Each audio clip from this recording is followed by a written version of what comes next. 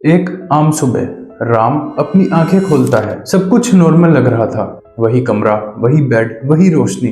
तभी कमरे का दरवाजा खुलता है और एक औरत अंदर आती है। उसके हाथ में चाय का कप है। उसने वही कपड़े पहने हैं जो उसकी बीवी हमेशा पहनती है। उसके चलने का ढंग, उसकी आवाज, उसका चेहरा, सब कुछ उसकी बीवी जैसा। पर ये उसकी बीवी थी ही नहीं।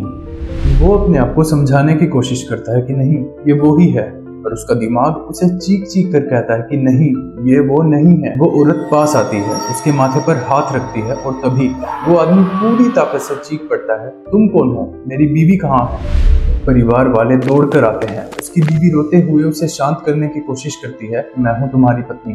पर उस आदमी की आंखों में सिर्फ खौफ है। उसके हिसाब से उसके सामने खड़े सब लोग उसके परिवार वाले हैं ही नहीं। वो कोई बहरूपिये हैं जिन्होंने उसकी फैमिली वालों को रिप्लेस कर दिया है। वो अपने ही घर में अजनबियों के बीच फंस चुका है। जो कहानी आपने अभी सुनी, ये कोई मूवी का सीन नहीं है। ये एक रियल लाइफ साइकेट्रिक इलनेस है जिसे कैपग्रास डिल्यूजन कहा जाता है। ये एक ऐसी रेयर कंडीशन है जिसमें इंसान का दिमाग उसके अपने करीबी लोगों को इम्पोस्टर मानने लगता है।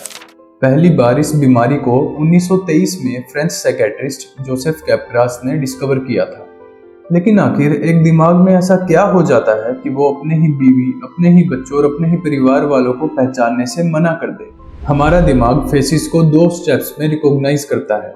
पहला काम करता है विजुअल सेंटर, जो कहता है हाँ, ये फेस तुम्हारी बीवी का है। दूसरा काम करता है हमारा इमोशनल सेंटर, एमिगडाला। ये एक इमोशनल करंट भेजता है जिससे हमें प्यार और अपनापन फील होता है।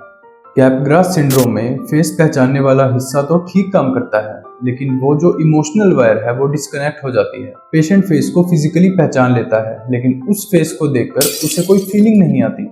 अब दिमाग इस इलॉजिकल सिचुएशन की सेंस मेक करने के लिए एक झूठी कहानी बना लेता है। अगर ये मेरी बीवी जैसी दिखती है पर मुझे इसके लिए कुछ फील नहीं हो रहा, इसका मतलब ये है कि ये और कोई है। तो क्या इसका कोई इलाज है?